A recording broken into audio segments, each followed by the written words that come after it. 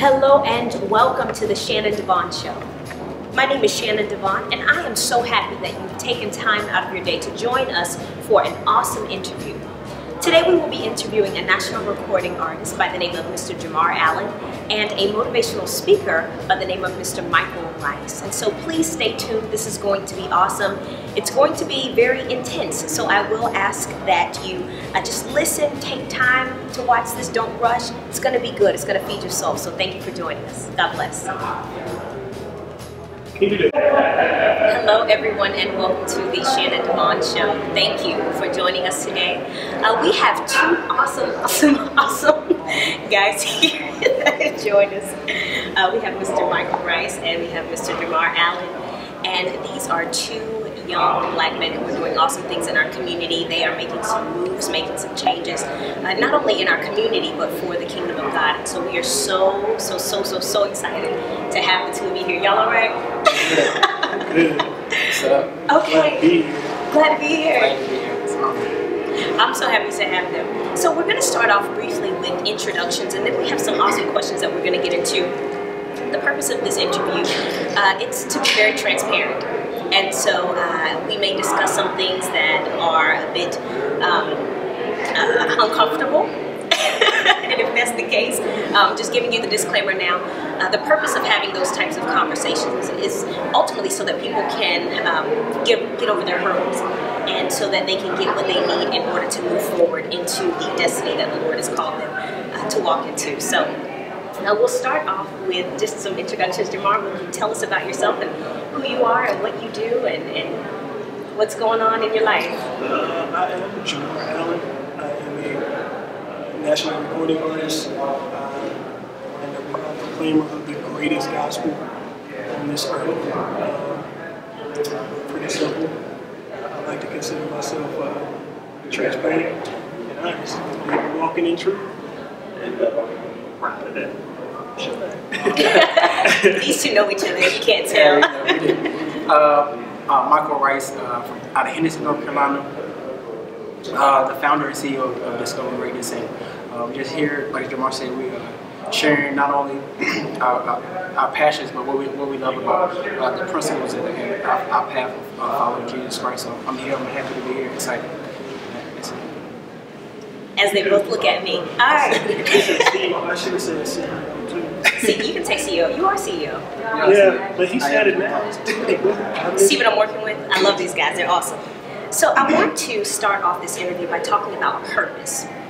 Many people define purpose in different ways, as in something that it's the reason why you do something. But both of these guys, we have a national recording artist, and then we have this wonderful motivational speaker who's doing programs all across the country.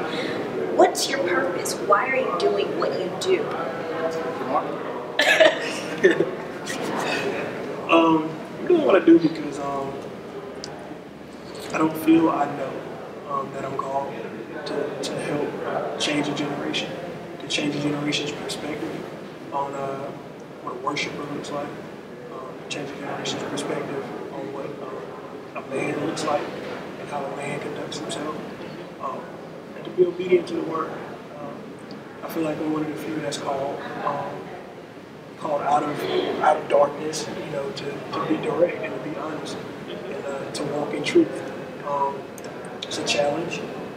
I feel like a lot of the things I've done, I used to consider them my hang-ups, but now I feel like it deputized me to speak on change and what God can do in your life. I know that my purpose is to help encourage people to find things, because I feel like a lot of us walk, and we go through our day-to-day lives, we have no idea why we're here. Absolutely. So that's definitely something I know that God is kind of ushered me into. Yeah. We're going to later get into, I want to hear more about your testimony and you talk about how basically your story has deputized you to do what it is that you do. So we're going to talk about that a little bit as well. What about you, Michael? As I define purpose as just finding your domain, your gift, doing something you love. Love what you do and do what you love. It has to be a driven purpose, and I often tell people your job is what you're required to do, what your passion is what you work to do. Like you that. love to work. Talk to them. You love to work. Like your passion, your job is what you require. You're required to get up 9 to 5, but your work or your passion is what you love to do. Like if you, like, and I often tell people, if you fail at it and you go back to it, that's your purpose. You love doing it. So that's how I look at purpose. It's a driven attitude, a driven motivation that you're saying no matter what, I'm going to do it every day. And sometimes it's a challenge. So Jamar said it is a challenge, but once you exceed that challenge from fear, it's the destination on the journey. It doesn't stop. Speaking of fear, have you guys ever heard of the notion false evidence appearing real? Yeah. To kind of stand as an acronym, if you will, for fear. Yeah. I think often about fear and how it paralyzes us from doing what we need to do. Exactly. For those of you who are listening in, I'm sure all of us in one way or another have dealt with some type of fear, whether it's fear of flying in a plane or fear of heights or fear of public speaking. And fear paralyzes you. You know, the Word of God, and you guys know this, it talks about how God didn't give us a spirit of fear, but of power, love, and of a sound mind. And especially as a believer, that's the mindset that we should have. Like, I'm not going to be fearful. I'm not going to allow this obstacle into my face to stop me from getting to my destiny and to my purpose and stop me from helping others find out who they are. So I'm glad that you mentioned that. Speaking along the lines of fear and on the lines of success as well, how do you guys define success? Like, what does that look like in 2015, especially as a young African American male? I can go first. I define success. I define success as being creative.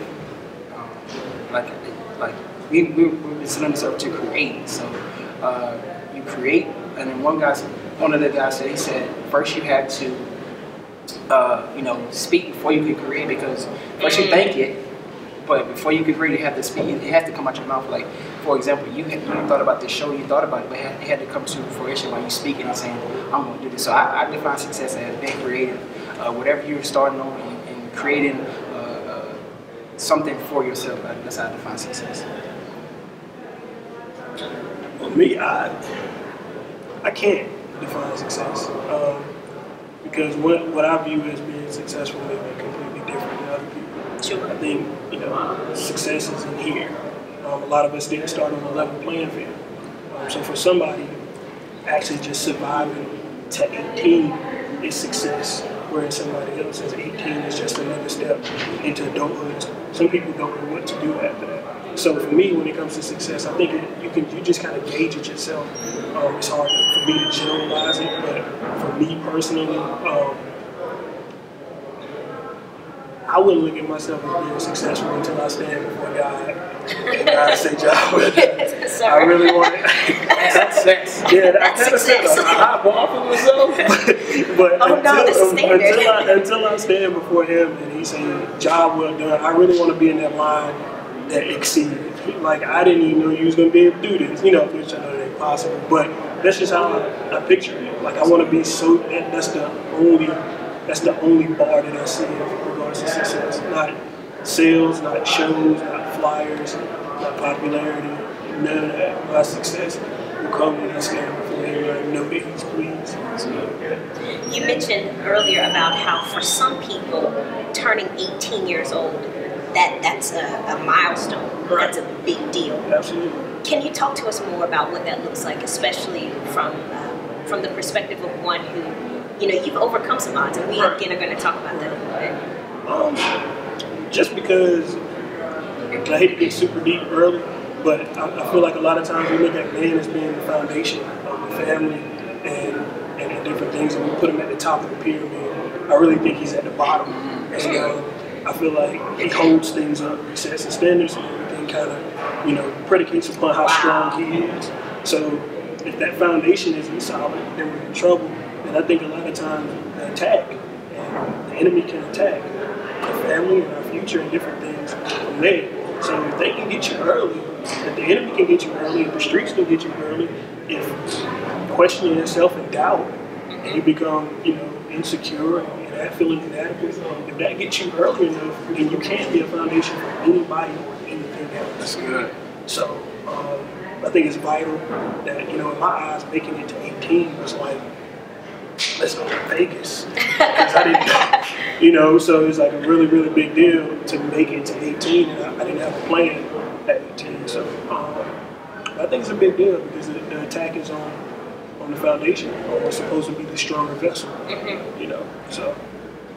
Did you want to chime in on Oh that? no, it's just what he said, and it started so early for our young men. It's like now, when we were growing up, you had time to get stuff together, but now it's like starting like early. Yeah, like, you have to catch these kids because like now these times they're like for us.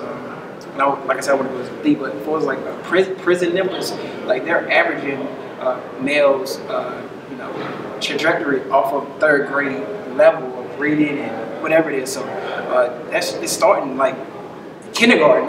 So I definitely get into 18 is just like a reward to say, man, I made it to manhood, and now that a lot of kids are not even reaching their goal, it's like a sense of urgency to get our young males back. So definitely.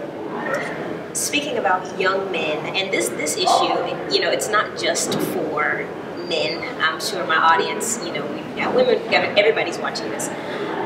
But you guys are here, so I want to take advantage of this moment talking to young men. You mentioned about how you're having to start very early. I've talked to different people all across, wherever I am, and they'll often share, especially men, that they've gone through some type of something that hindered them from becoming the man that they felt they needed to be, whether they didn't have a father in the home, or perhaps they experienced some sort of molestation or rape, or just these things that sometimes have people questioning where they are and who they are. How does that play into? Let's rephrase my question here.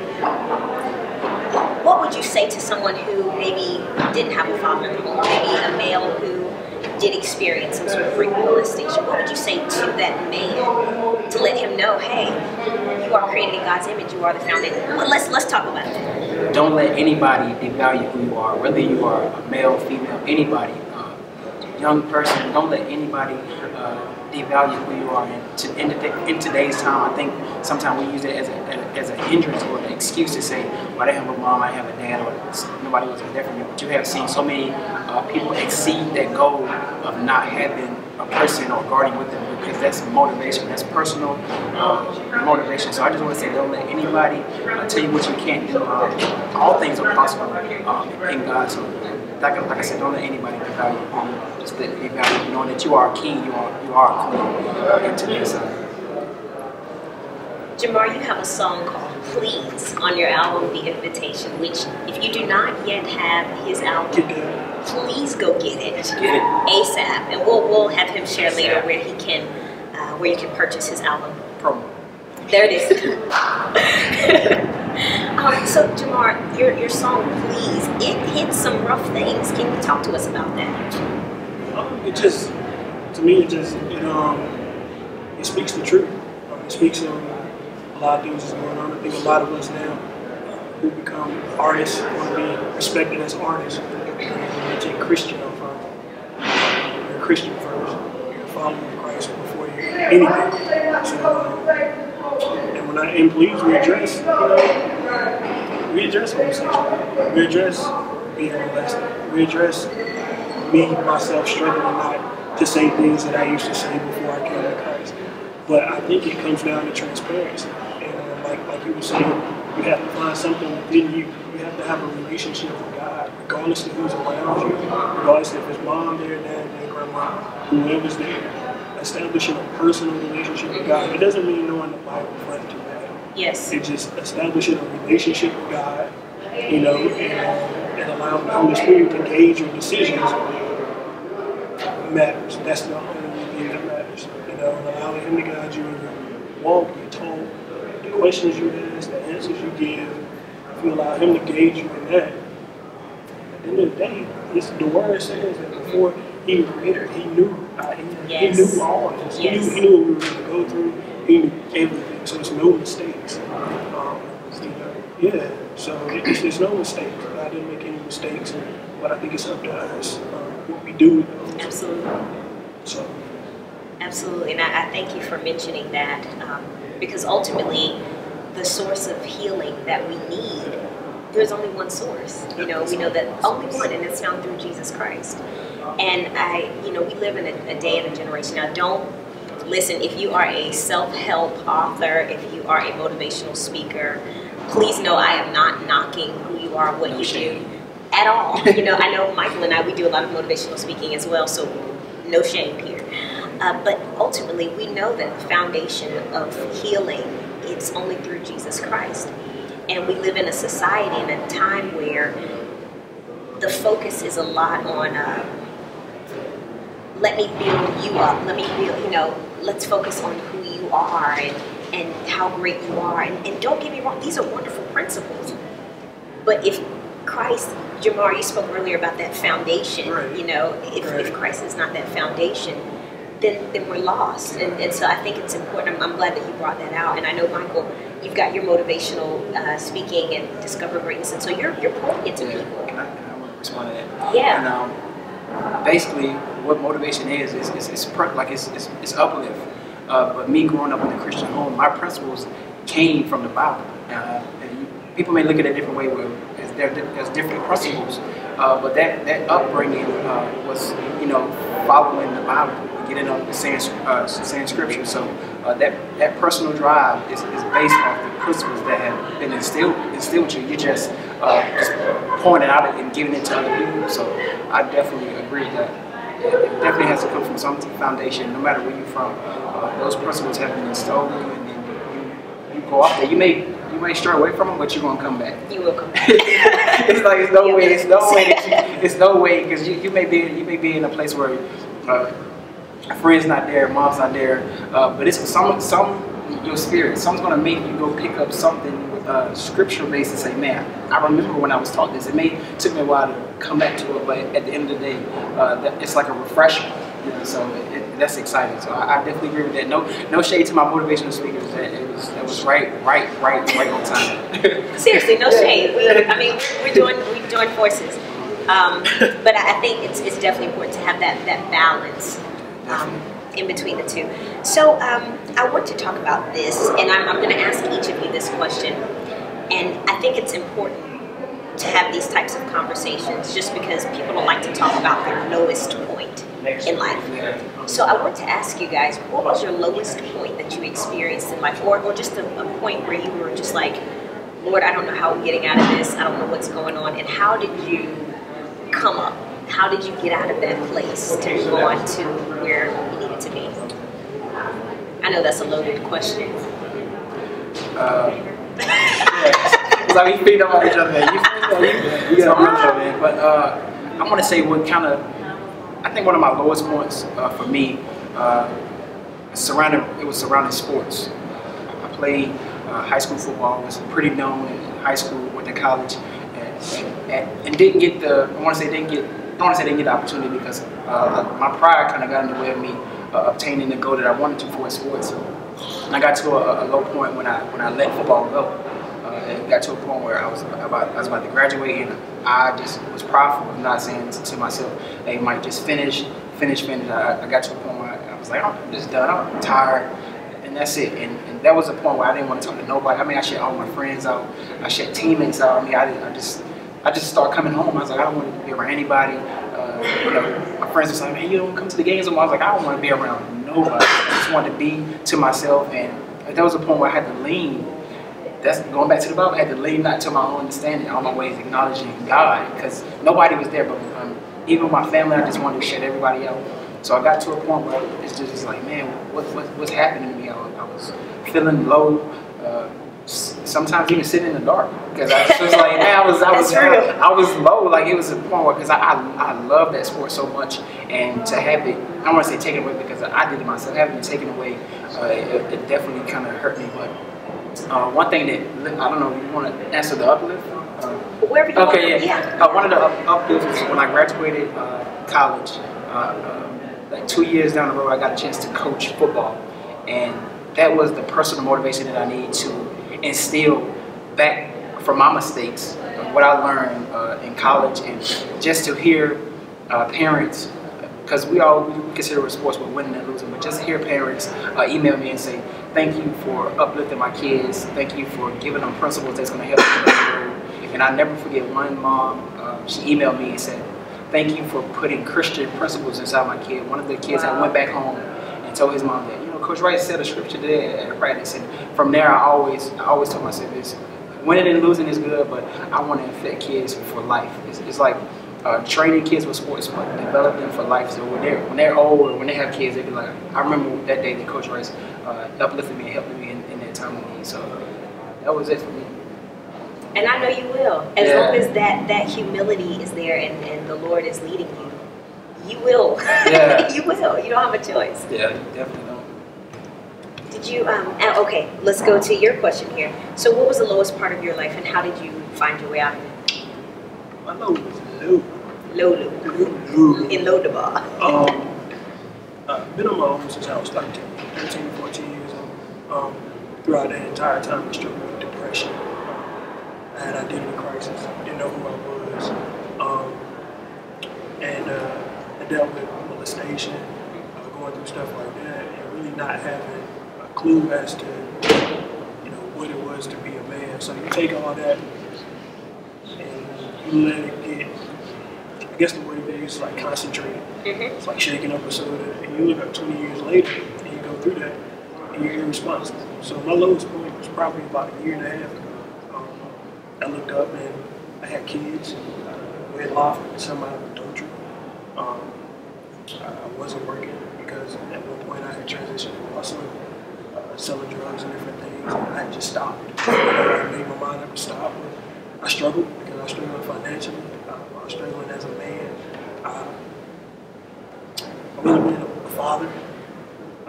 Struggling with depression, so I'm struggling with all these things, and it just hit me. And one day I looked up and I was like, man, I'm 30 years old, I'm laying on my mom's couch. Like literally like on my mom's couch, nothing, no direction, no purpose. I'm just existing. And I had a suicide attempt that same year. And that suicide attempt, December of 2013, is when my life changed. I went out there and I went to a facility out in Kings Mountain, North Carolina, and that's when God started dealing with me. And me coming out of there just came to me saying, God, I quit. It wasn't, I quit, I want to die. I quit trying to do it by myself. Like, I have no way to do this. I can't do it. You got to do it. And I want to say when I came home from that facility that everything was great, but it wasn't. It took a couple of months, but I just submitted totally to God, and I didn't even know how to do that. Because people say, give it to God.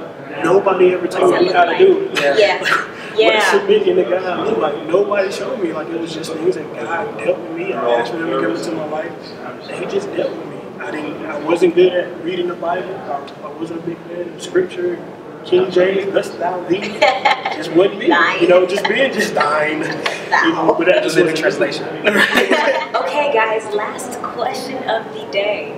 So, oh my gosh. Okay. So I want to talk about forgiveness.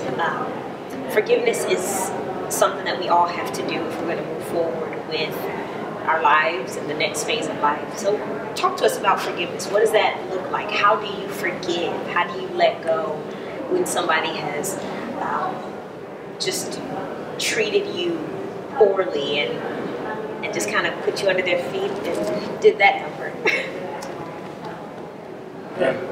I guess tag you're in. Tag.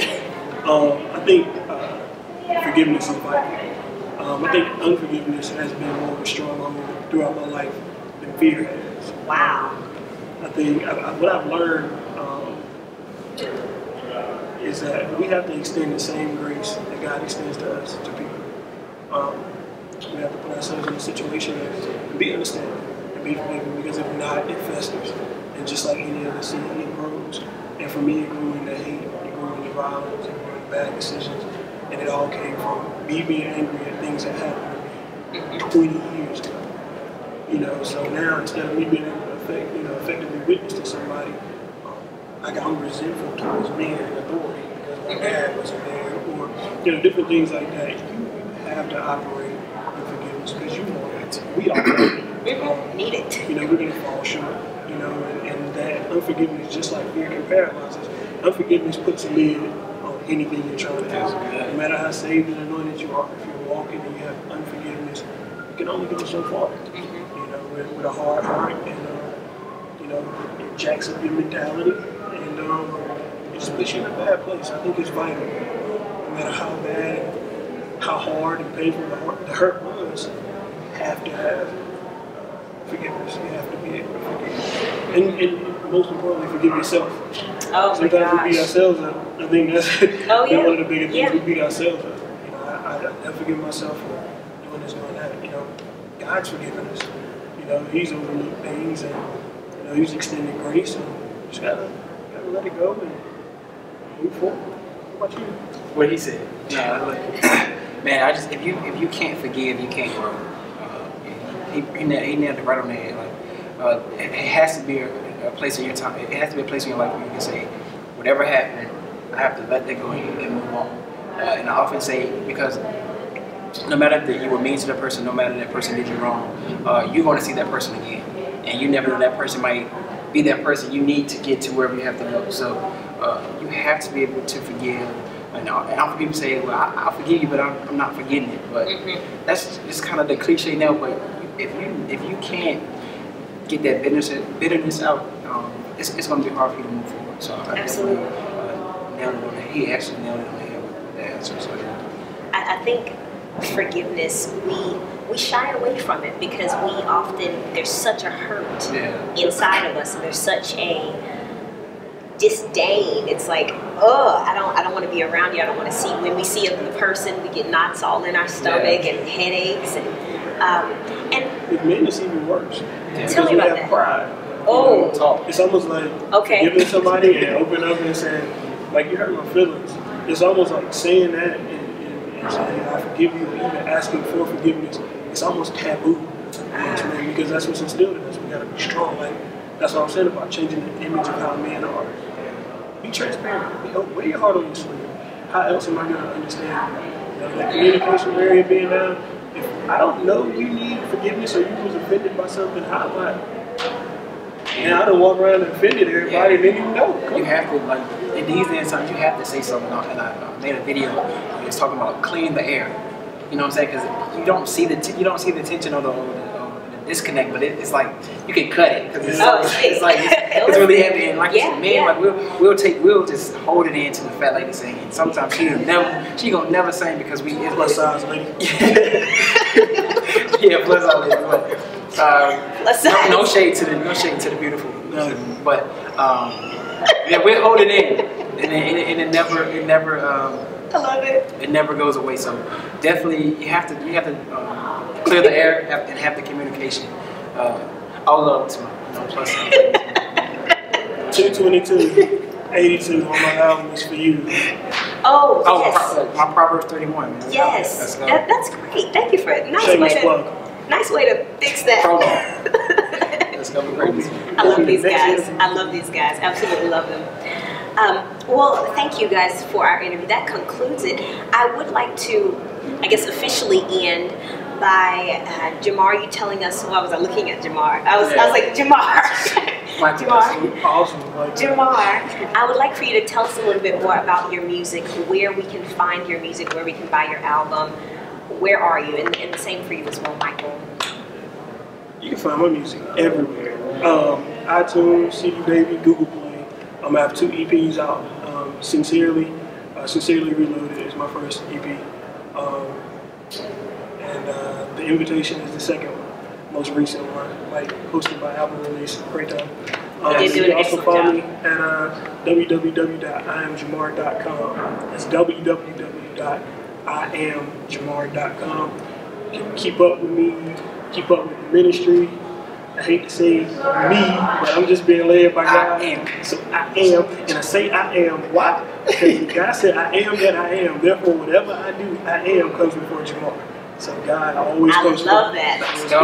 It's my way of humility every time and being sincere about it. And you know, you might come to my website and see these faces. Y'all can see a lot of these faces. I run with the same circle. So passing the ball. That was a nice catch. It was awesome. Catch it. People, if you need me for anything, you know, hosting events, motivational speaking, rap, I do that too. But rap, Mike? No, I don't. I was promo. But yeah. I'm just, you know, but Discover Greatness. You can find me on Facebook, Discover Greatness. You can find me on Instagram, motivational videos, Discover Greatness _, and YouTube, my YouTube channel, Discover Greatness Altogether TV. So yeah, I'm all over, man. We're building this brand, so it's very exciting and it's very open, and I'm excited. Let's go. Let's go. Let's go. He did it. I can't do that because it's not very ladylike, so I will. Oh, sorry. Oh, well, no, you're not a lady. You can do that. I love these guys. This concludes the Shannon DeVaughn Show. Thank you so much for joining us.